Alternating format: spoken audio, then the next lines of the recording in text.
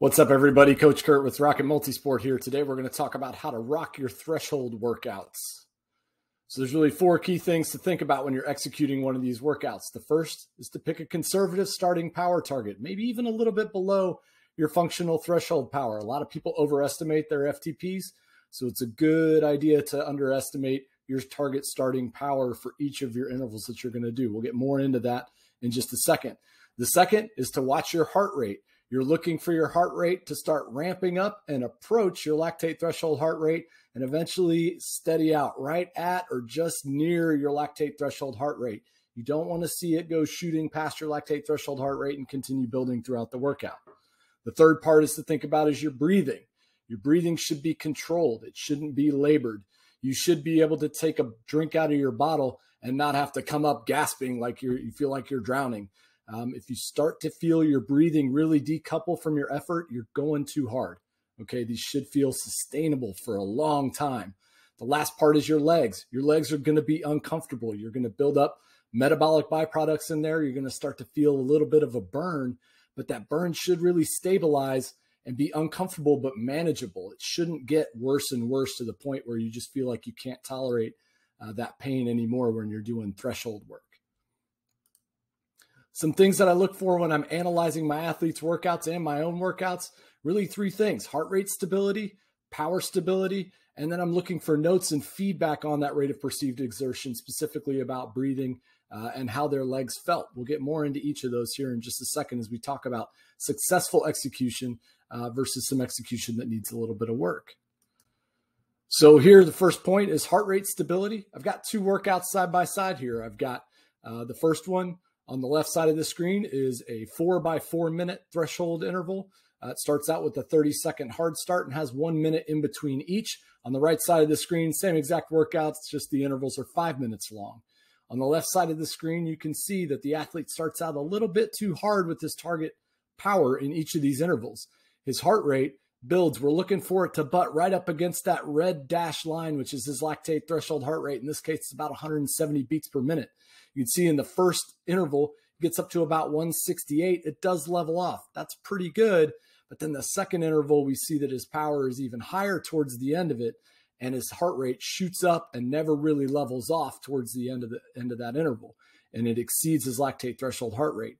In the third one, he gets his hard start in, and then his heart rate never really stabilizes at all. It just keeps going up. It ends up about 5 beats above lactate threshold. And the last interval, he gets the hard start in. Again, that heart rate never really came down from the third interval, and it shoots up to about 8 to 9 beats per minute above his lactate threshold heart rate. So in this case, the athlete chose a power target for the interval session that was just a little bit too hard for him to be able to sustain a good aerobic threshold effort. On the right side, you see a more stable heart rate. In each of the 4 intervals, the heart rate builds and then levels off. And by the end of that 4th interval, the athlete's right up at lactate threshold heart rate, maybe exceeding it by a beat here and there. But that's more of what you're looking for. That first interval, you're probably not going to get your heart rate up right at lactate threshold. If you're doing something like a 4 or a 5 minute effort, maybe even up to an 8 minute effort, it may take you 10 or more minutes to really stabilize at that lactate threshold heart rate when you're doing longer intervals as well. The next thing I'm looking for is power stability. I want to see the same average power from the first interval to the last interval. If I'm only doing 2 intervals, I want the average power to be the same. In the case of the slides on the workout on the left side of the screen, you see that power declines over the entire course of the interval. The athlete's heart rate response is pretty good, but it does get a little high on that first interval. He butts right up against lactate threshold heart rate on that first interval. That can be a good clue that maybe we went out a little bit hard. In this case, the athlete averaged about 10 watts above his functional threshold power on the first interval. And then you can see that over the course of each interval, the power declines such that by the 4th interval, his power is about 15 watts lower than it was to make sure that his heart rate isn't getting up and going out of control. He's having to reduce the power to keep the heart rate under control. So this athlete just picked a power target that was a little bit too high for him on this day. His FTP on this day is about 260 watts. This athlete was targeting roughly 270 watts for this 4x5 set. And that was just a little bit too much power to start out with. And he ended up having to decrease it over the course of the workout.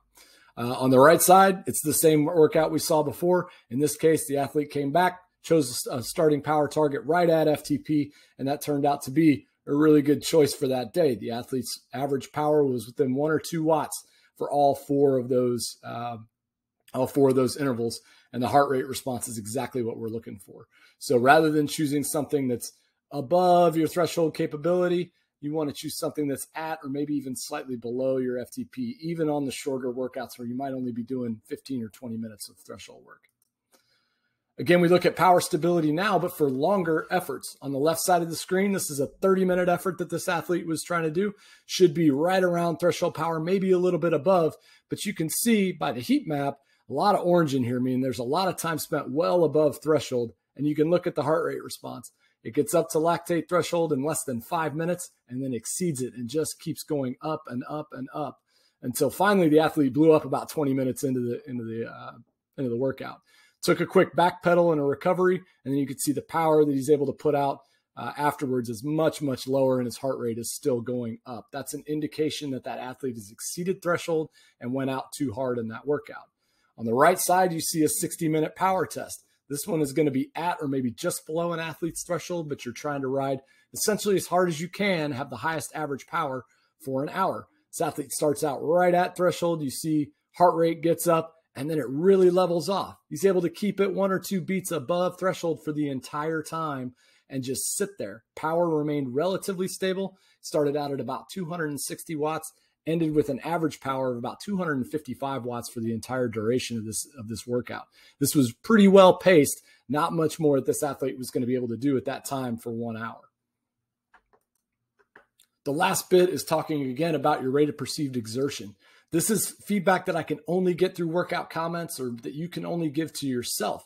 So we're talking about breathing and leg burn here. So on that workout where the athlete blew up about 17 minutes or so into a 30-minute effort, breathing was labored. It was decoupled from the effort. He started to have to really kind of pant to get the breath in and clear the metabolic byproducts. And the leg burn just continued to build and build and build. The heart rate continued to build as the body was just demanding more and more oxygen that the heart wasn't able to provide. And so the legs just started burning too much, and the athlete ended in a failure in that workout.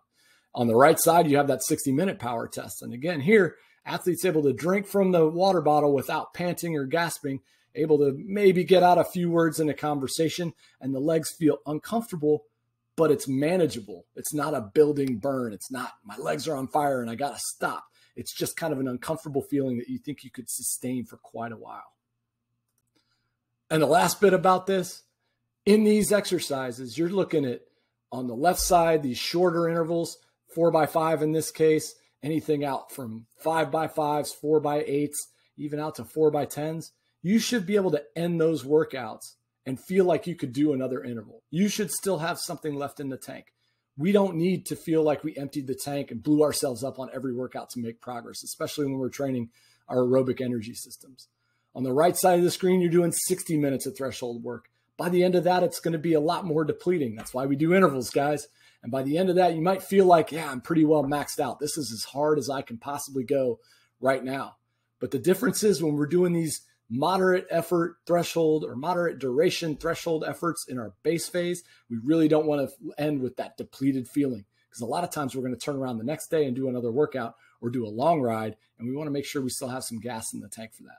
The time to empty the tank is coming, but during those base shorter duration threshold efforts, that's not really the time that we're looking to empty the tank.